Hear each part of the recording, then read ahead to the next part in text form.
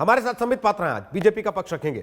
अखिलेश प्रताप सिंह हैं, वो कांग्रेस पार्टी का पक्ष रखेंगे। आलोक मेहता हमारे साथ है, पद्म पुरस्कार से सम्मानित वरिष्ठ पत्रकार हैं। और आशुतोष हमारे साथ होंगे, राजनीतिक विश्लेषक हैं, राजनीति पत्रकारिता से और फिर राजनीति से वापस पत्रकारिता में वो आ चुके हैं। तो संबित पात्रा, सबसे पहले मेरा सवाल आपसे है, कल आज तक पर आप थे पूरा समय जब हम देश का मिजाज देश को दिखा रहे थे। आपका मिजाज कैसा है सर्वे देखने के बाद? मिजाज हमेशा से ही हमारा ठीक रहा है। आप देखिए, इसी प्रकार का सर्वे हमने 2014 से पहले भी देखा था, जिसमें भी हमें पूर्ण बहुमत नहीं दिया गया था। उत्तर प्रदेश के चुनाव से पहले भी इसी प्रकार का सर्वे देखा था। बहरहाल हम सर्वे का सम्मान जरूर करते हैं, मगर चर्चा भी होनी चाहिए। देखिए, आपने एक बड़ी बात कही कि क्या अगली बार खिचड़ी सरकार होगी। खिचड़ी कोई गाली नहीं है, खिचड़ी का अच्छा व्यंजन है। खिचड़ी बीमारी में खाया जाता है, खिचड़ी अच्छे में भी खाया जाता है, मगर खिचड़ी में अनुपात सही होना चाहिए। अनुपात मतलब चावल का अनुपात, दाल का अनुपात सही होना चाहिए, तब वो खिचड़ी स्वादिष्ट भी होती है और सही चलती है। मगर जब खिचड़ी कंकड़ पत्थर गिट्टी और चावल को मिला के बनाया जाए तो दांत तोड़ती है और कहीं ना कहीं देश को बर्बादी की ओर ले जाती है। इसलिए इस खिचड़ी सरकार के बारे में डिस्कस कर रहे हैं।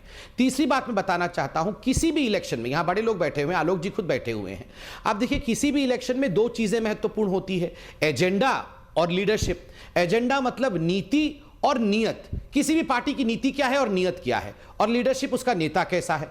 जहां तक भारतीय जनता पार्टी और एनडीए का सवाल है, हमारी नीति नियत अर्थात एजेंडा भी स्पष्ट है और नेता अर्थात नेतृत्व भी मोदी जी के हाथ में है, इसमें कोई डिस्प्यूट नहीं है।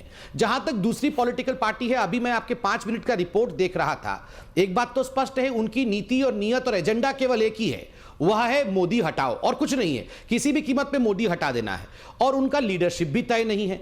तो आप ये बताइए, ये जो चुनाव 2019 में होने वाले हैं, दो पार्टियों के बीच में आप बोल रही हैं, बीजेपी और एनडीए एक तरफ, और दूसरी तरफ जो है तथाकथित रूप से जो महागठबंधन अभी बना नहीं है, किस चीज को लेके होगा? 21वीं शताब्दी का भारत क्या एजेंडा और किस लीडर को, खिचड़ी सरकार जो आप बोल रहे हैं उसमें किसको चुनेगा? देश को दोबारा एक देवेगौड़ा वाली सरकार, आई.के. गुजराल जी वाली सरकार चाहिए या एक मजबूत सरकार चाहिए, ये हम पूछ रहे हैं। ये अच्छी खिचड़ी वाला फार्मूला जो आपने अभी अभी बताया, ये शो में आने से पहले आपने भाभी जी से पूछा या अमित शाह जी से पूछ के आए?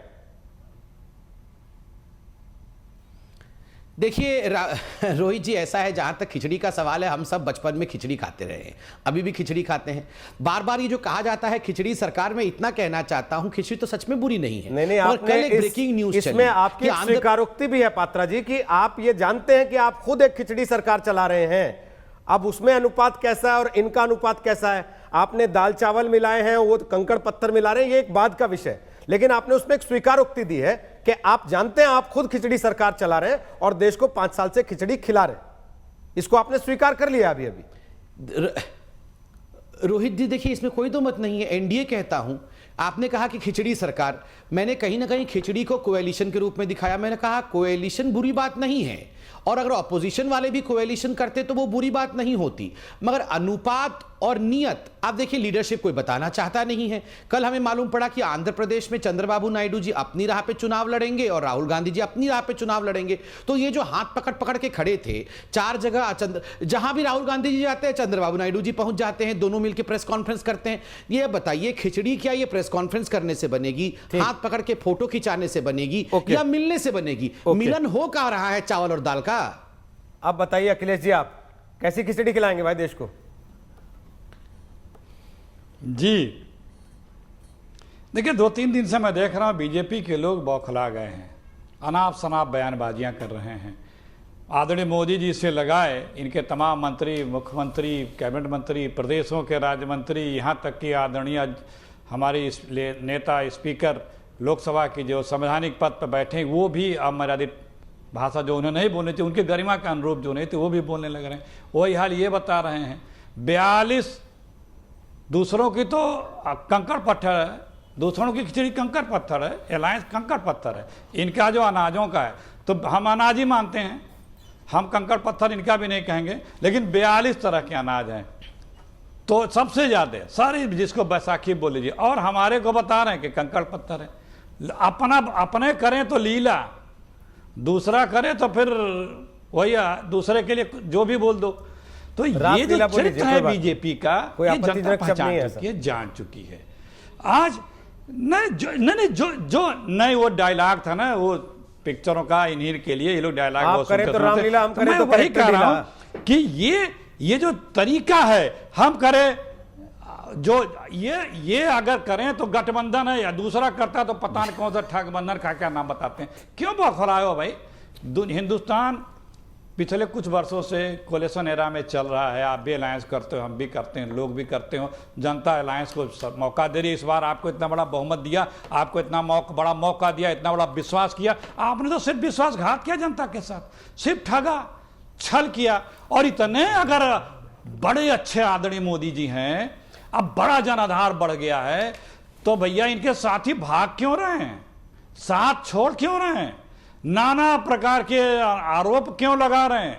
सिटिंग सांसद इनकी सदस्यता से त्यागपत्र कर रहे हैं और सांसदी से भी कर रहे हैं। इनके एमपी मिनिस्टर्स चुनाव लड़ने से मना कर रहे हैं। यूपी बिहार हर जगह लोग ताल ठोक के इन्हीं के खिलाफ, इनके सत्ता में रहते हुए विपक्ष की भूमिका निभा रहे हैं और इनके पोल खोलने बता रहे हैं कि दंगाई पार्टी ऐसे ऐसे शब्दों का प्रयोग कर रहे हैं और दूसरों को कुछ और बता रहे हैं। ये जो सरकार अभी है ना, ये 100 सीटें नहीं पाएगी मोदी जी के गठबंधन। और जो कांग्रेस पार्टी यूपी और यूपीए मित्रों का जो गठबंधन है, ये 2/3 से ज्यादा बहुमत पाएगा। आपकी अपनी कितनी सीटें होंगी उसमें? ये इस बात का आभास इन बीजेपी वाले हमारे नेताओं को, इन लोगों को भी है, उस इन लोगों को बखूबी है। कांग्रेस की अपनी उसमें कितनी दुविधा सीट की बात होंगी? नहीं है, परेशान इसीलिए है। उस 2/3 में कांग्रेस की अपनी कितनी सीट होंगी? हमारी 200 से ऊपर सीटें होंगी। 200 सीटें कांग्रेस पार्टी जीतेगी कम से कम। यूपी में सिंगल लार्जेस्ट बड़ी पार्टी होगी, 50 सीटें हम जीतेंगे यूपी में। आप देखते चलिए। ये आपको इसलिए लग रहा है क्योंकि 180 डिग्री प्रियंका गांधी वाड्रा आ गई है, इसलिए लग रहा है आपको? पिछले 3 दिनों में 180 डिग्री घूम चुका है। ओह, तो मेरा अनुमान सही था कि प्रियंका जी के आने से आपकी हौसला अफजाई हुई है। रिपीट कर दे, सुना नहीं दिया? मेरा अनुमान सही था, मतलब प्रियंका जी के आने से आपकी हौसला अफजाई हुई है। देखिए हौसला तो हम देखिए, अब जवाब देना, हौसला तो हम लोग के हमेशा से थे।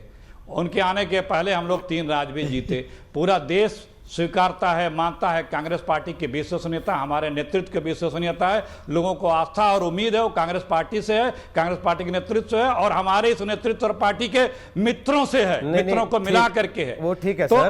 और बीजेपी के पास क्या है? मैं एक चीज और पूछ रहा हूं। आज कोई जीरो नहीं, माइनस विश्वसनीयता है मोदी जी चलिए, कोई नहीं, की। भ्रष्टाचार के सिरमौर बने बैठे हैं। इतना उद्वेलित होकर मत कहिए, आराम से बात करते हैं ना। मैं ये एक चीज और पूछ रहा हूं। आवाज थोड़ी रुक रुक के आ रही है, बोलें। अच्छा, वो ठीक है, उस तकनीकी खामी को दूर करने की कोशिश करते हैं अगर आवाज रुक रुक के आ रही है तो। लेकिन आपका जोश, अगर प्रियंका जी के आने की वजह से इतना जोश है सर जी, तो उत्तर प्रदेश के विधानसभा चुनाव में भी वो गई होंगी वहां पर कभी 1-2-4 दिन के लिए। उसके पहले जो लोकसभा चुनाव हुआ 2014 का, उसमें भी गई होंगी वहां 2-4-15 दिन के लिए प्रचार करने। तब नहीं लोग जानते थे उनके बारे में कि ये कांग्रेस पार्टी की नेता और राहुल गांधी की बहन है। देखिए प्रियंका जी के जी तो बाकी के लोग परेशान क्यों हैं? ये बीजेपी वालों को समझा दीजिए ना। बीजेपी वालों को ये बात समझाइए कि भाई वो तो थी, आप लोग क्यों परेशान हो रहे हैं, क्यों उलझुल बोल रहे हो, क्यों आप शब्दों का प्रयोग कर रहे हो, क्यों आप मर्यादा को अपने आप गिरा रहे हैं, क्यों आप मर्यादा को गिरा के कटघरे में खड़े हो रहे हैं? ये तो बीजेपी वालों को समझाइए ना ये बातें, उनको समझना चाहिए। ठीक, लेकिन वो समझ रहे हैं, तभी ये इस तरह की भाषा का प्रयोग कर रहे हैं। ओके, चलिए अब मैं सबकी क्षमताओं का पता है। ठीक सर, आपको 2 उदाहरण दे रहा हूं। एक दो छोटे उदाहरण कहीं दे दूं। दीजिए, छोटे दीजिएगा, फिर संबित जी बोलना चाह रहे हैं। आलोक जी से कमेंट लेना बड़ा इंपॉर्टेंट है, वो बोलिए। हाँ तो फिर 5 सेकंड हमें भी दे दीजिएगा रोहित जी। हाँ, पूरा कर लीजिए ना पहले, मैं तो कह रहा हूं। अरे क्या आप पहले पूरा कर लीजिए, मैं तो कह रहा हूं आप पहले दे लीजिए अपने दोनों उदाहरण। नहीं तो ये बोले। अच्छा, तो आप वो तीर कमान चढ़ा के बैठे रहेंगे कि भाई देखिए, ये बोले तब मैं तीर छोड़ूंगा। रायबरेली में ठीक है। रायबरेली में कैप्टन सतीश शर्मा जी चुनाव लड़ रहे थे और उसके खिलाफ बीजेपी ने अरुण नेहरू जी को उतारा था और अटल जी भी प्रचार कर रहे थे, सब लोग थे। एक सभा की थी प्रियंका जी ने, एक सभा की थी।